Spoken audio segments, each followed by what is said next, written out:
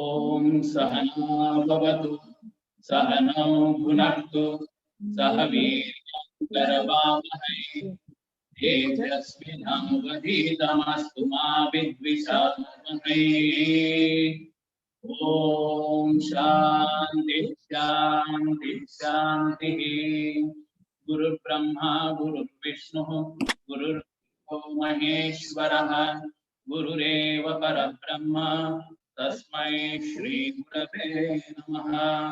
सच्चिदानंद रूपाय विश्वोत्पत्त्यादिहेतवे तापत्रय विनाशाय श्रीकृष्णाय वयं नमः। श्रीकृष्णाय वयं नमः।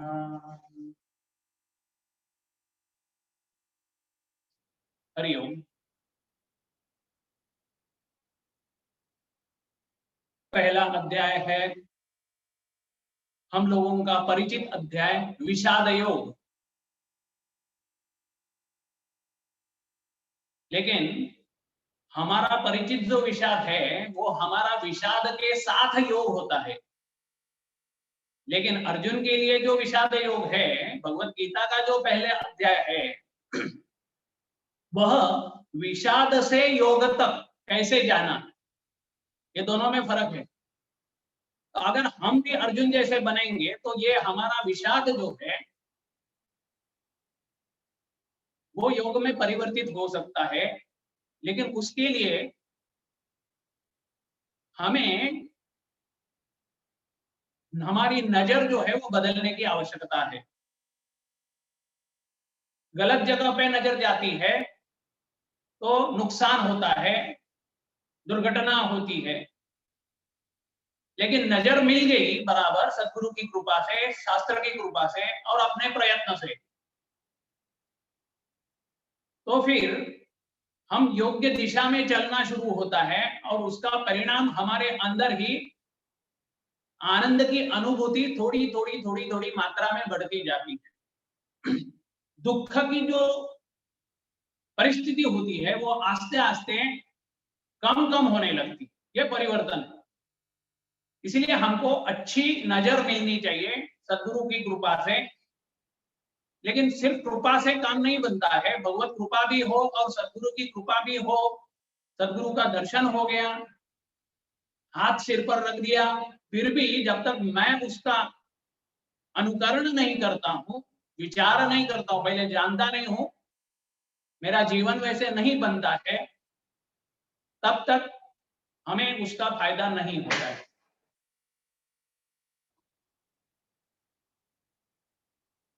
अभी आज हम तीसरे अध्याय में क्या है उसका सार देखेंगे। We will see the essence of third chapter.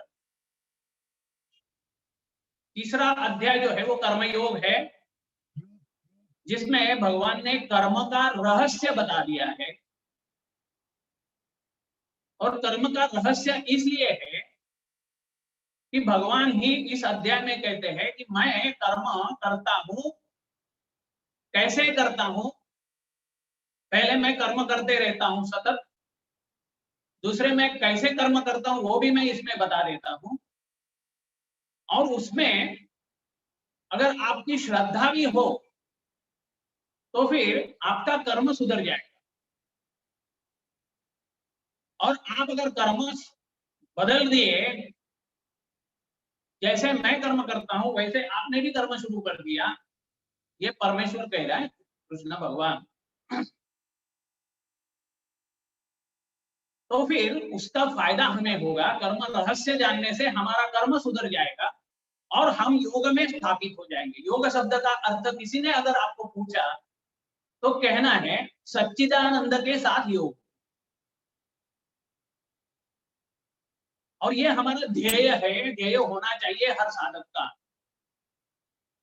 अभी जब दूसरे अध्याय में भगवान ने पहले कर्म के बारे में बताया, कर्मयोग के बारे में बताया बीज रूप में, और उसके बाद में उन्होंने ब्राह्मी स्थिति कैसे है उसका भी वर्णन कर लिया। तो अर्जुन के मन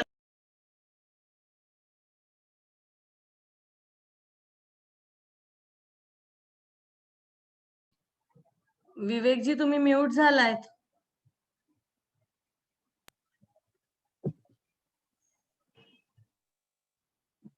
आता कंटिन्यू.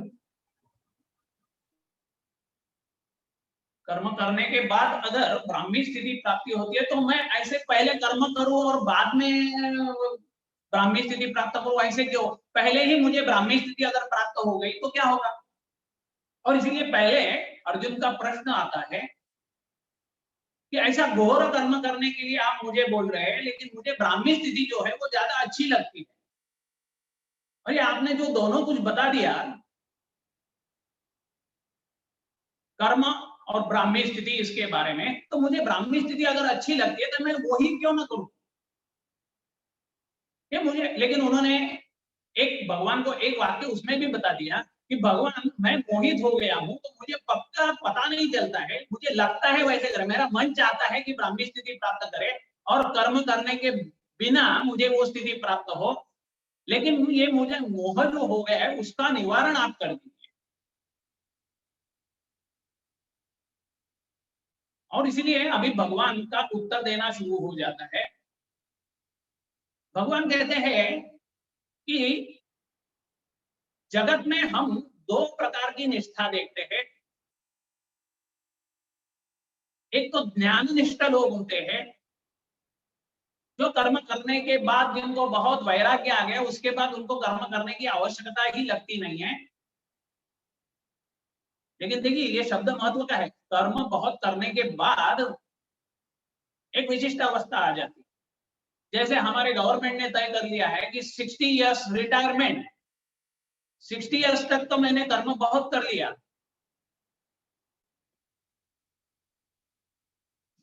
लेकिन उसके बाद में अभी आप घर में आराम कर दीजिए, और उसके लिए गवर्नमेंट पेंशन भी देता है। लेकिन मैंने अगर गवर्नमेंट को कहा कि मैं कुछ करता नहीं हूं, मुझे आप पेंशन ही देते जाइए, ऐसे होगा क्या? ऐसे होगा नहीं। पहले मुझे करना पड़ता है, उसके बाद में आराम करने की जो अवस्था है वो आ जाती है।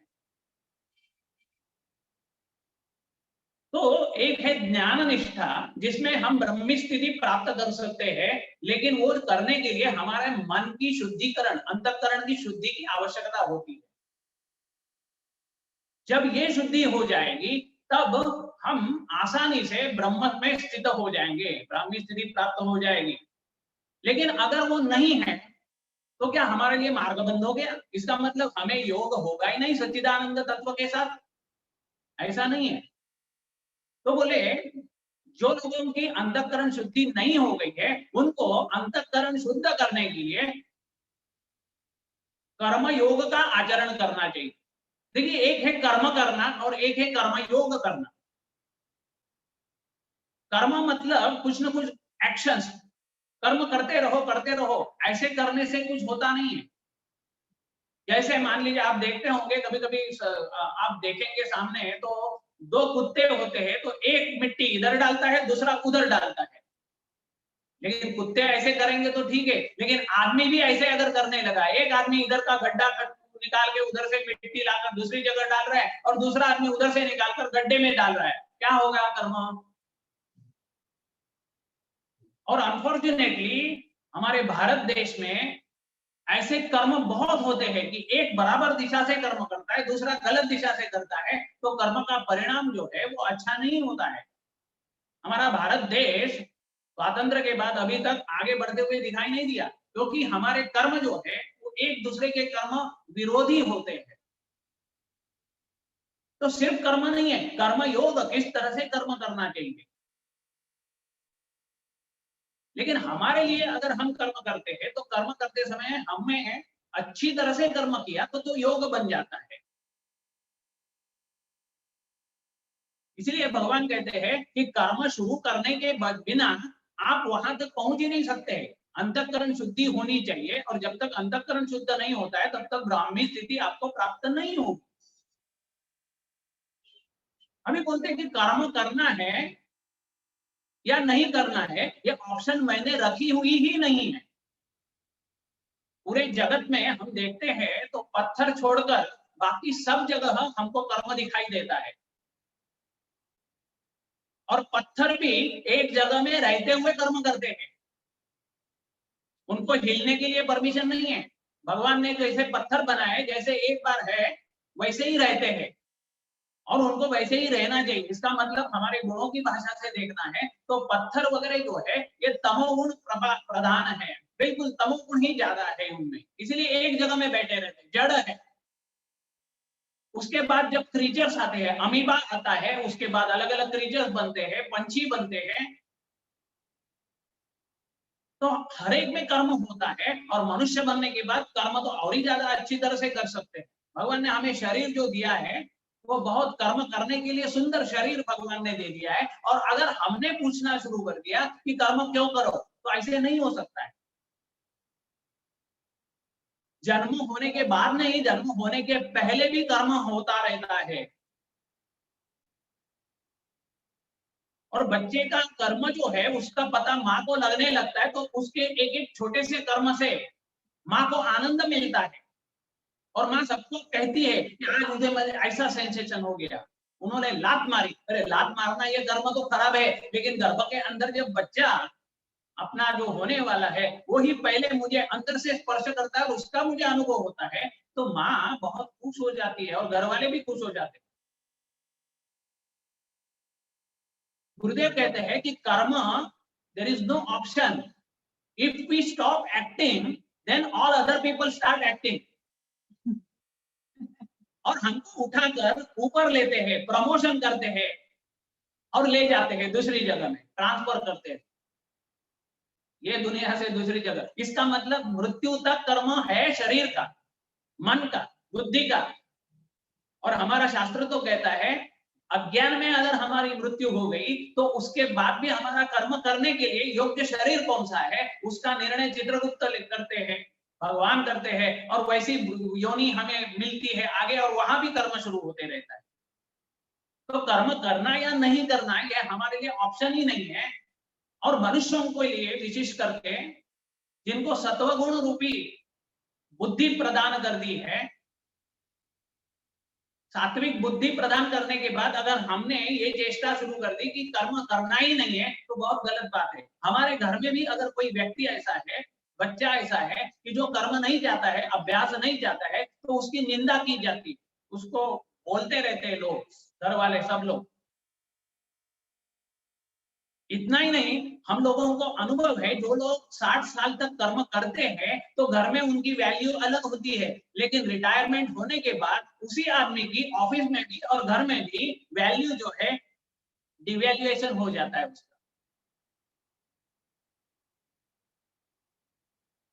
इसका मतलब कर्म अगर करना ही है हमको तो फिर अच्छी तरह से क्यों नहीं करना है।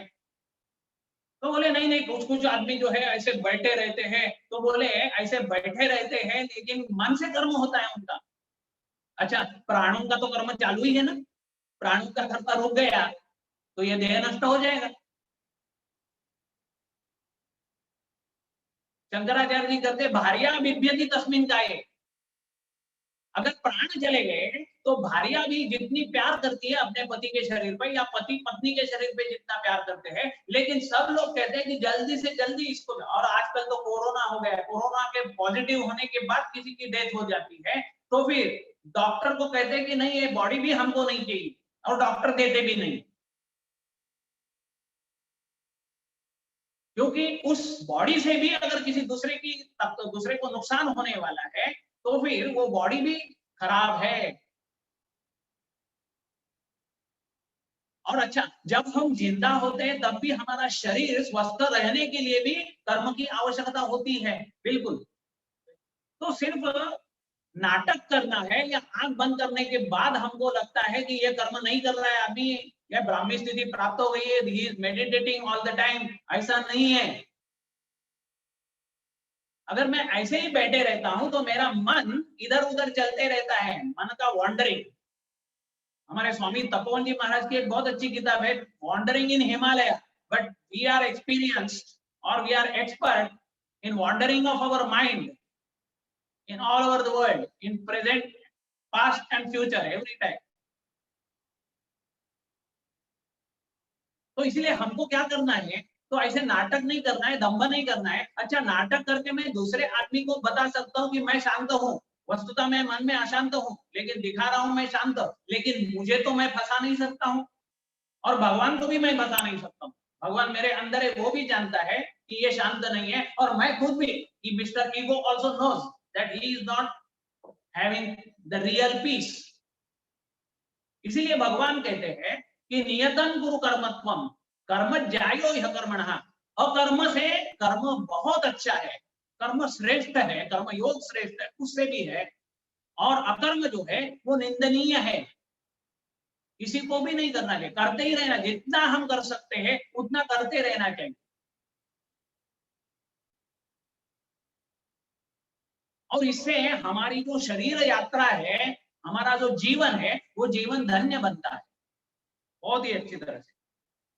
अच्छा, तो फिर ये मनुष्य के लिए है, जानवरों सब लोग कर्म करते रहते हैं, तो भगवान कहते हैं सिर्फ इतना ही नहीं है, ये पंच महाभूत भी कर्म करते रहते हैं, एक एक का कर्म है। अग्नि को दाहक शक्ति है, वो दाहक शक्ति प्रदान करते रहता है। जल को रस की शक्ति है, वो जल रस देते रहता है।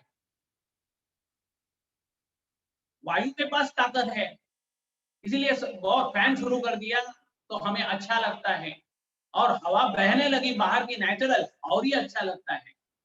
आकाश को भी कर्म, आकाश भी कर्म क्या करता है, आकाश हमको स्थान देता है, अवकाश देता है, वो भी कर्म करता है। पंच महाभूत जो बने हुए हैं, वो पंच महाभूत भी कर्म करते रहते हैं। उससे पहले जो प्रकृति है, प्रकृति भी कार्यरत है, क्योंकि भगवान ने जो प्रकृति बनाई हुई है वो सच्चिदानंद से आ गई। सत मतलब एग्जिस्टेंस, सत्ता, लेकिन सत्ता अगर चैतन्यमय नहीं है तो गड़बड़ होती है। इसीलिए भगवान सत है, चित भी है,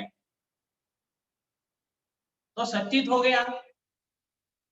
और आनंद, आनंद भी है भगवान, तो इसीलिए सच्चिदानंद तत्व से ही प्रकृति बन गई, और प्रकृति से पंचमहाभूत, पंचमहाभूत से हम सब 84 लाख योनि बन गई है। तो चित्त तत्व हमारे सबके अंदर है, और मनुष्य में और ज्यादा अच्छे मात्रा में, इसलिए हमको तो कर्म करना चाहिए। भगवान कहते हैं कि पूरी सृष्टि जो है वो एक यज्ञ है, यज्ञ ये भी कर्म है। अभी कर्म करे तो दो होते हैं कर्म, एक कर्म करने से मुझे कुछ मिलेगा ऐसी एक बात है, और एक कर्म करने से किसी दूसरे को मिलेगा ऐसी एक बात है। हमारी माँ जो है घर में कर्म करती है तो वो अपने लिए नहीं करती है, सबके लिए करती है, उसमें से थोड़ा सा हिस्सा वो उनको भी मिलता है। इस दृष्टि से जब माँ करती है कर्म, तो माँ का यज्ञ हो गया है, घर में घर में यज्ञ चालू है। लेकिन लड़का जो है, नहीं तो कभी कभी भाई जो है, ये छोटा भाई कुछ कर्म नहीं करता है और सिर्फ खाते रहता है, तो घर में उसकी निंदा की जाती है। और माँ जो है उसको हम पूजनीय समझते हैं। आजकल हमने माँ को नमस्कार करना छोड़ दिया है, लेकिन वो तो पूजनीय, मातृदेवो भव ऐसे हमारे वेद कहते हैं। तो पूरी सृष्टि है, ये सृष्टि यज्ञ करती है। यज्ञ करना इसका मतलब दूसरे के लिए कुछ करना है, स्वार्थ के लिए नहीं, अपने लिए नहीं, दूसरों का अच्छा हो जाएगा, इस दृष्टि से कर्म करे तो बहुत अच्छी बात है, तो वह यज्ञ कर्म होता है। और इसीलिए देवताओं ने ये सृष्टि बनाई हुई है, तो हमें भी देवताओं ने बहुत कुछ दिया हुआ है, हमें भी भगवान को कुछ अर्पण करना चाहिए। इसके लिए जो यज्ञ हम देखते आए हैं, अग्निकुंड में कुछ ना कुछ स्वाहा स्वाहा करते मंत्रों के साथ पंडित लोग बोलते हैं, और बाकी यजमान उसमें अलग अलग चीजें डालते रहते हैं, और यज्ञ आता है, उसका जो फल है वो बाद में प्राप्त होता है, लेकिन यज्ञ करते समय भी आनंद मिलता है। और देवता लोग जो है उनको हमारे तरफ से कुछ मिल गया, तो ये पावर, चैतन्य शक्ति जो है वो हमको हमारी ताकत और बढ़ाते हैं, और ज्यादा हमारे लिए कुछ न कुछ चीजें अंदर की देते हैं, जिससे हमारी ताकत बढ़ती है। अगर ऐसे हमने नहीं किया, जो करते हैं उसका सबका फायदा हमें ही ले लिया, तो भगवान कहते हैं कि हम चोर बन गए। सूर्य से हमको कुछ मिलता है, अग्नि से मिलता है, पृथ्वी से मिलता है, तो हमें भी उनके लिए कुछ ना कुछ देने की आवश्यकता है। और इसलिए हमें भी कर्म करना चाहिए। इस तरह से चक्र चलते आया है। ये चक्र में ये मनुष्य जो है यही स्वार्थ भाव से उसको खंडित कर देता है।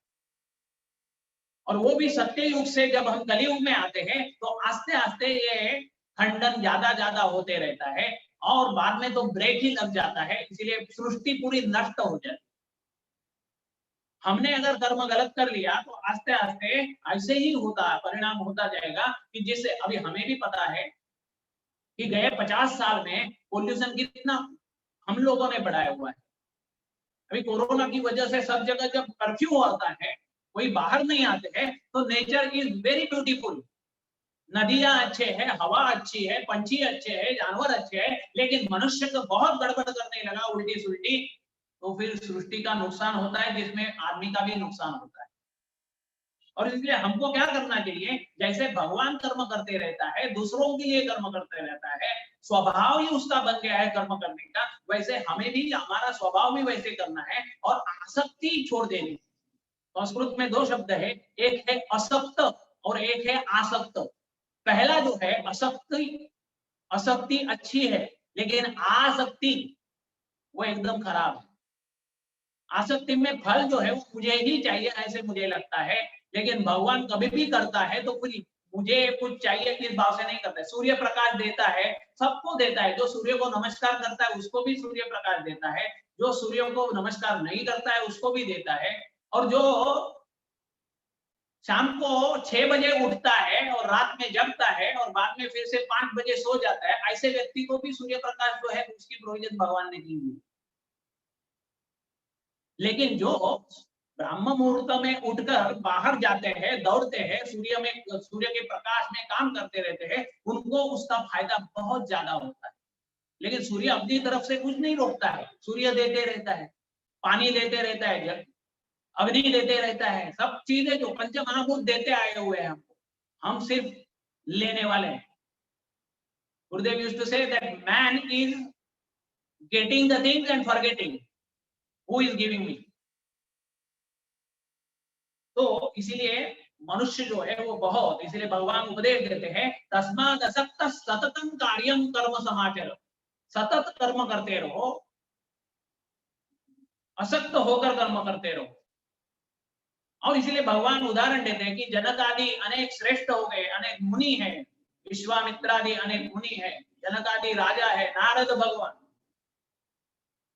और उसके पहले ब्रह्मा विष्णु महेश कृष्ण, कौन से अवतार, आप मत्स्य का अवतार ले लेंगे तो मत्स्य ने भी कर्म बहुत अच्छा किया हुआ है। सब अवतार अलग अलग अवतार हो जाते हैं। अभी इस महीने में एक ही 2 दिन में 29 तारीख को दत्त जयंती, दत्त महाराज जी ने कितना अवतार किया हुआ है। भगवान कहते हैं कि वस्तुतः मुझे तो सब कुछ प्राप्त हो गया। देखिए हमारा कर्म करना और भगवान का कर्म करना इसमें फर्क है। हम करते हैं क्योंकि हम अपूर्ण है, हमको कुछ ना कुछ पूर्ण चाहिए, अभी हम सुखी नहीं है, सुख प्राप्ति के लिए कर्म करते हैं। लेकिन भगवान तो सच्चिदानंद तत्व है, स्वभाव है उनका आनंद, ये उससे ज्यादा उनको कुछ नहीं चाहिए। अच्छा चीजें जो है हम करते हैं तो हमारे लिए कुछ ना कुछ चीजें चाहिए। अभी मेरे पास पैसा नहीं है, पैसा चाहिए इसलिए मैं नौकरी करता हूँ, लेकिन भगवान की संपत्ति है पूरी की पूरी, एक ही अपने इधर जितनी है भारत में इतनी नहीं, संपूर्ण अनंत कोटि ब्रह्मांड में जितनी संपत्ति है वो उसकी है, इसलिए उसको कुछ और दूसरी चीज नहीं चाहिए, फिर भी वो कर्म करते रहते हैं। और उनको किसी ने बताया हुआ नहीं ये कर्तव्य कर्म है आपका, भगवान खुद ही करते रहते। तो भगवान को कुछ कर्तव्य कर्म किसी ने कहा हुआ नहीं है, शास्त्र में लिखा हुआ नहीं है, फिर भी भगवान कर्म करते रहते हैं। इसलिए श्री कृष्ण जी यहाँ करते हैं कि मैं भी कर्म करते आया हूँ। कृष्ण का अवतार होने के बाद भी कृष्ण जी उधर रहते हुए राजा सिंहासन पर बैठकर आराम कर सकते थे, लेकिन नहीं, उन्होंने सब जगह आकर कर्म किया है। अर्जुन के लिए कर्म कर रहे हैं, पांडवों के लिए कर्म कर रहे हैं, दूसरी जगह जहां जहां कहीं अधर्म होता है वहां वो जाते थे, कर्म करते थे, फिर से वहां रुकते नहीं थे, चले आते। तो इस तरह से अनासक्त भाव से कर्म करना और वो सतत कर्म करना, ये भगवान का स्वभाव है, तो हमें भी वैसे करना चाहिए। अगर हमने कहा कि नहीं करेंगे तो क्या होगा, भगवान कहते हैं कि ऐसे नहीं करेंगे तो पहले नुकसान तुम्हारा होगा, उसके बाद तुम्हारे आजू बाजू में जो है उनका नुकसान हो जाएगा। समाज का नुकसान हो जाएगा, उसके बाद पूरे मनुष्य जाति का नुकसान हो जाएगा। ये कलयुग बढ़ते जाने के बाद यही होता है, अपना अपना कर्म हम लोग नहीं करते हैं, दूसरे किसी का कर्म हम लोग देखते रहते हैं, उनको करने दो ऐसे सोचते हैं, हम गलत कर्म करते रहते हैं, तो इससे सृष्टि का नुकसान होता है और सृष्टि नष्ट हो जाती है। अच्छा, तो फिर हमें लगता है कि हम कर्म करते हैं, तो हमें कर्म करने के बाद उसका स्टैम्प भी लगाना चाहिए। भगवान कभी भी स्टैम्प लगाते नहीं कि मैंने कर्म कर दिया है। कभी भी आप आकाश में किसी भगवान का नाम देखते हैं क्या? पत्थर में हम लोग लिखते हैं भगवान का नाम। ये पत्थर सबसे स्थूल है, वहां भी कुछ नाम नहीं है भगवान का। आकाश में कैसे रहेगा भगवान का? सब जगह भगवान ने पूरी की पूरी ताकत दे दी है, लेकिन कहीं भी उनका नाम नहीं रखता है। लेकिन हम सोचते हैं कि मैं कर्म कर दिया तो मुझे पता चलना चाहिए दुनिया को मैंने कर्म किया हुआ है। इसीलिए हम लोग कभी प्रवास करते हैं एसटी से या किसी बस से, तो बस में मेरा नाम मैं लिख देता हूँ। पत्नी के साथ में अगर किसी पिकनिक स्पॉट में चला जाता हूँ, तो वहां मेरे पत्नी के साथ मैं मेरा नाम लिख देता हूँ। अरे क्या करना है मेरा नाम उधर पत्थर पे? ये रजोगुणी प्रकार है। तमोगुणी प्रकार और ही खराब है। हम रेलवे में चले जाएंगे तो देखते हैं पान खाते हैं लोग और थूकते हैं। रास्ते में भी हमारे एजुकेटेड लोग जो है वो कुछ ना कुछ चीजें फेंक देते हैं, थूकते हैं। भारत में जिसमें ये भगवत गीता बताई हुई कर्म अच्छा कैसे करे बताया हुआ है, वहां के लोग इस तरह के एजुकेटेड जिसको बोलते हैं ग्रेजुएट्स एंड पीएचडी वाले भी ये गलत गलत बातें करते रहते हुए दिखाई देते हैं। क्योंकि हम पृथ्वी मतलब मैं नहीं हूँ, भारत मतलब मेरे भारत के लिए भी प्रेम नहीं है, इसलिए ऐसा कर्म होता है। जिसको भारत के बारे में प्रेम है वो कहीं भी एक छोटी सी कचरा या पीन भी नीचे नहीं डाले। मेरा भारत अच्छा रहना चाहिए, मेरी डोंबिवली अच्छी रहनी चाहिए, मेरा जगत अच्छा रहना चाहिए, ऐसा अगर भाव मैंने रखा तो फिर हमारा कर्म जो है वो बहुत अच्छा होता है, जिससे मेरा मन प्रसन्न होता है, सबका मन प्रसन्न होता है, सबकी ताकत बढ़ती है, सबका आनंद बढ़ता है। तो कर्म मैं करता हूँ ऐसे हमें क्यों लगता है? कर्म का अहंकार क्यों होता है? क्योंकि हमें लगता है कि मैं कर्म करने वाला हूँ, लेकिन वस्तुतः कर्म करने वाले हम नहीं है, प्रकृति कर्म करते रहते। और गलती से हम लोग अहंकार ही खोद कर विमूढ़ता, भगवान कहते हैं अहंकार विमूढ़ आत्मा हमारा नाम है। कर्ता हम इति मन्यते, हम करता है ऐसे। लेकिन जो जानते हैं वो समझते हैं कि ये तत्व की पहली सत्ता भगवान ने दे दी है। मेरा शरीर की सत्ता भी भगवान ने है, जगत की सत्ता भी भगवान ने, चेतनता जो है वो भी भगवान ने दे दी है। हरिओम, 1 मिनिट दाखवतात, 1 मिनिट परत रिजॉइन करायचं का? चालेल, ठीक है, आता थांबूया। मतलब सत्ता जो है वो भगवान की है, चेतनता भगवान की है, आनंद भी भगवान का है। लेकिन इसके बीच में जब हमारी कामना जो आती है, राग द्वेष आते हैं, उससे बहुत नुकसान होता है। इसलिए कामना निकालने के लिए हमें ये अंतःकरण शुद्धि की आवश्यकता है। राग द्वेषों को निकालने के लिए, राग द्वेषों को निकालना यही शुद्धि है। और इसीलिए कर्म करते रहना चाहिए। कर्म करते करते करते करते जब अंतःकरण शुद्धि हो जाती है, तो हमारा अंदर का सबसे बड़ा शत्रु अज्ञान है, वहां तक सब नष्ट हम लोग कर सकते हैं। और यही कर्म का रहस्य है कि जिसमें भगवान जैसा आचरण हम करें। पहले आचरण पूरा का पूरा नहीं कर सकते तो श्रद्धा रखें और कर्म करें, और करते रहे तो हमारी शुद्धि होती जाएगी।